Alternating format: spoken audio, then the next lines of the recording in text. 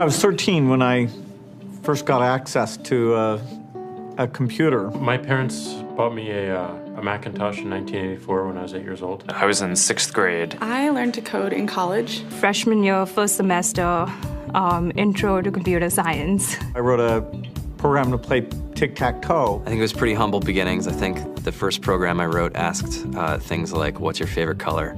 Or how old are you? I first learned how to make a green circle and a red square appear on the screen. The first time I actually had something come up and say, hello world, and I made a computer do that. It was just astonishing. Learning how to program didn't start off as wanting to learn all of computer science or trying to master this discipline or anything like that. It just started off because I wanted to do this one simple thing. I wanted to make something that was fun for myself and my sisters. And I wrote this little program and then basically just add a little bit to it. And then when I needed to learn something new, I looked it up either in a book or on the internet and then added a little bit to it. It's really not unlike kind of playing an instrument or something, or playing a sport. It starts out being very intimidating, but you kind of get the hang of it over time. Coding is something that can be learned, and I know it can be intimidating. A lot of things are intimidating, but what isn't? A lot of the coding that people do is actually fairly simple. It's more about the process of breaking down problems than sort of coming up with complicated algorithms as people traditionally think about it. You don't have to be a genius to know how to code. You need to be determined. Addition, subtraction, that's about it. You should probably know your multiplication tables. You don't have to be a genius to code. Do you have to be a genius to read? Even if you want to become a race car driver or play baseball or build a house, all of these things have been turned upside down by software. What it is, computers are everywhere. You want to work in agriculture? Do you want to work in entertainment? Do you want to work in manufacturing? It's just all over.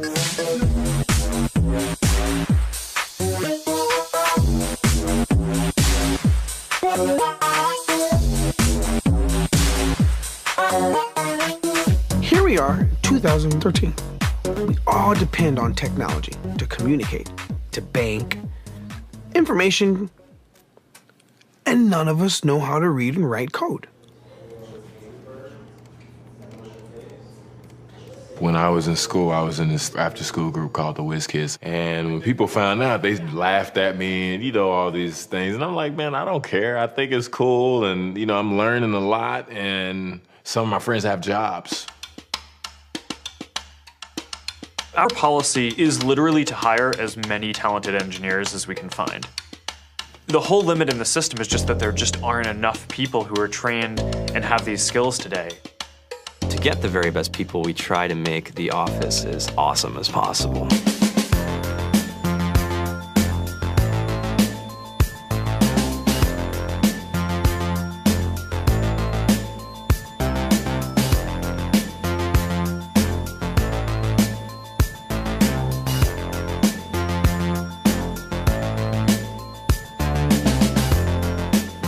We have a fantastic chef. Free food, Breakfast, lunch, and dinner. free laundry, snacks, even places to play and video games and scooters. There's all these kind of interesting things around the office and places where people can play or relax or go to think or play music or be creative.